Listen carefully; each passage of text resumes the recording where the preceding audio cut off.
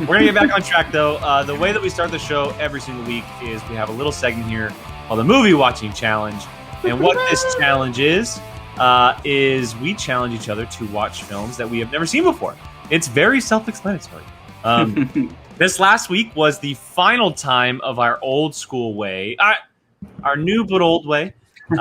Going forward, there will be no polls. We'll be doing direct challenges from here on out. But before we get to that, Mr. Bartley was challenged to watch a film called Ready or Not. That won the final poll that we ever had for this segment on the show, and it won it by 2% over Demolition Man. I saw that. It wasn't that close at first. No, Demolition Man made a very, very late charge, but it did. Too little, too late. But I think Ready or Not was definitely a perfect choice for Jacob. So with all that said, Jacob, take it away, man. What did you think of the Samara Weaving-led Ready or Not? Ready or Not. So, you know what this movie reminds me of a lot is You're Next. And Jake, you also challenged me to that. They're very similar, but also very different.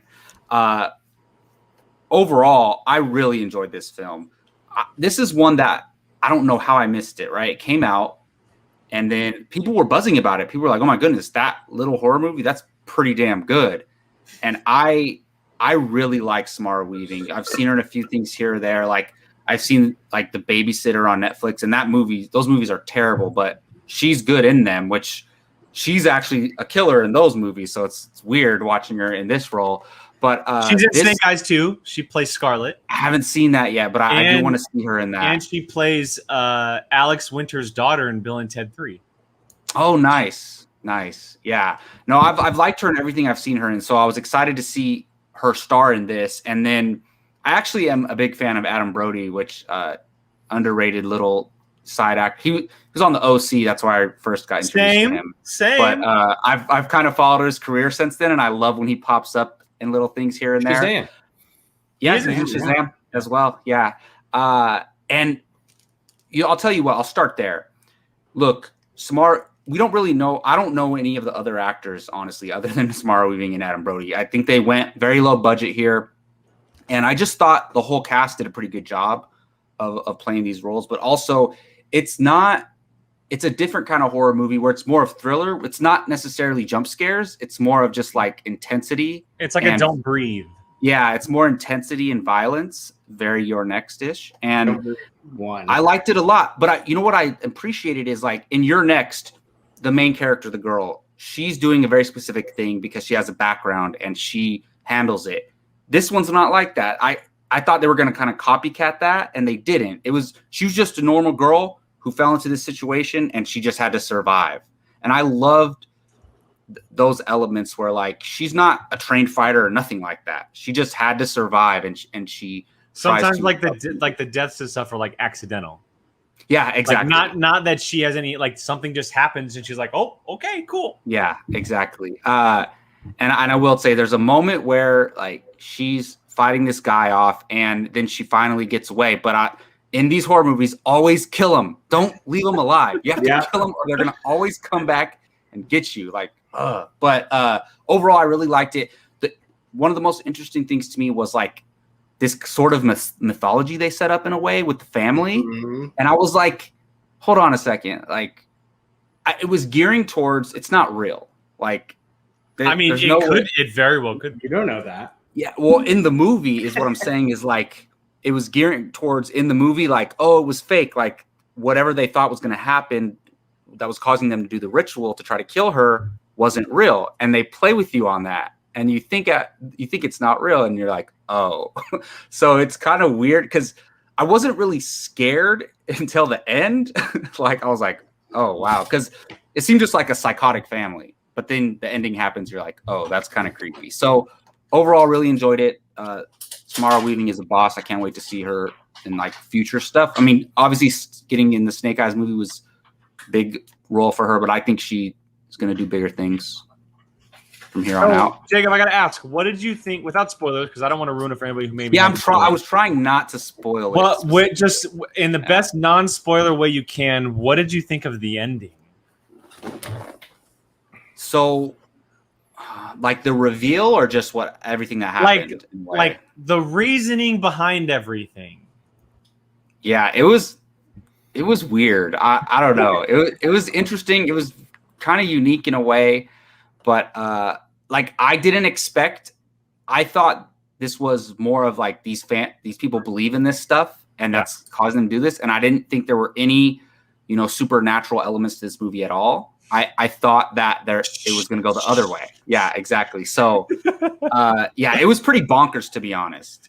That is the perfect word for it. It is an absolute bonkers way to end the movie. Yeah, it's no Cabin in the Woods ending, but it's kind of like that, where it goes in that direction. It definitely goes in that direction. Like, what the heck happened? It's kind of like that, but on a smaller scale. So, 100%.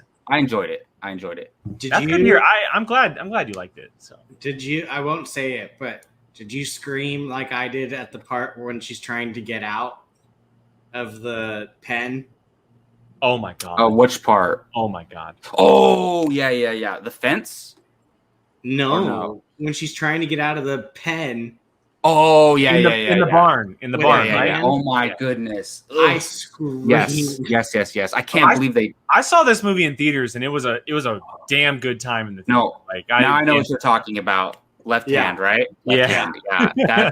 Dude, I was like, and that was like halfway through the movie. I was like, I would have just given up right there. I'd been like, I'm done. So good on her. Good on her character. Well, that's good to hear. That's good to hear. Glad you liked it. It's definitely a Jacob movie, so I'm glad it won the poll. I would have been very happy if Demolition Man would have won. Gio Taco Bell. That's all I needed to say. But I'm glad that Ready or Not won, and I'm sure Demolition Man will come back up here around sometime. But the second part of this segment on the show is the first time we're doing this again. It's a direct challenge, and before we used to just pick someone, and the four of us who were not challenged would put a movie to a poll or a number. This time, that person who was challenged the previous week will now be picking a movie for that person to watch. So for Gio and myself this week, and Keith, we have no say. It is all up to Jacob who he challenges, what movie he's challenging him to. And so with that, Jacob, who are you challenging? And what are you challenging them to? I just want to say real quick, and look, we didn't want to take away the poll, but we just thought it would work better this way. But again, we have the casting table poll going, that'll go up soon. But I love that we're going back to this because it makes it more personal. It's like, ooh, I want him to watch that movie. And it just feels very more personal, right? And I saw one on everybody's list and I was like, oh my goodness, I got to challenge that to them right now. But there were a few, I wasn't able to challenge Gio because he challenged me. And I wasn't able to challenge Jake because it was his movie. So going forward, we won't be able to challenge the last two people. You'll have an option between the two people who is not the challengee or the challenger and the person of the movie. Well, we'll have to change it now because my movie was the poll and the polls are no longer. It'll just be the challenger. Yeah, it'll just be the challenger. It'll be the last two challengers can't be challenged, basically. Yeah. So that being said, I was very delighted to see a certain movie on Brian's list. Brian Avalosino, I'm coming after you, man. You, this week, are going to be watching David Fincher's Gone Girl. I cannot believe you haven't seen this. You want to know what's funny? Is I own the book and I've had the book for since before this movie came out and I've never read it. I've been wanting to do the audiobook for Gone Girl because I love the movie so much. But Jake and Gio Pike was shafted. She should have won the Oscar. Oh, absolutely, yeah. Jake and Gio know how much I love this movie. It made my top 10 that year. It made my top. It came out in 2014, a year of it was a crazy year. Winter Soldier, Dawn of Planet of the Apes, Birdman, Snowpiercer, Whiplash, and it was my number one. Edge of Tomorrow. It came out with these bonkers movies, and it was arguably one of the best movies. That might be the best year of the 2010s, to be honest. It might be one of the best years we've seen in a very long time. But that was my number one movie that year, over Guardians, over Winter Soldier, and I'm a big David Fincher fan, and I love Ben Affleck, so. There you go, Brian. Gone Girl. I can't wait. This is definitely a Brian type movie. It's a mystery movie. And it's right up Brian's alley. My favorite types of movies are the ones where I'm sitting there trying to figure it out the whole entire movie. Oh, you're knowing from the get-go. You're knowing from the get-go. Basically what this is, the whole movie. It's wild. It's incredible. I am so excited. I know. We should put our list up because it's everyone's publicly? everyone's just has okay. That's a good idea.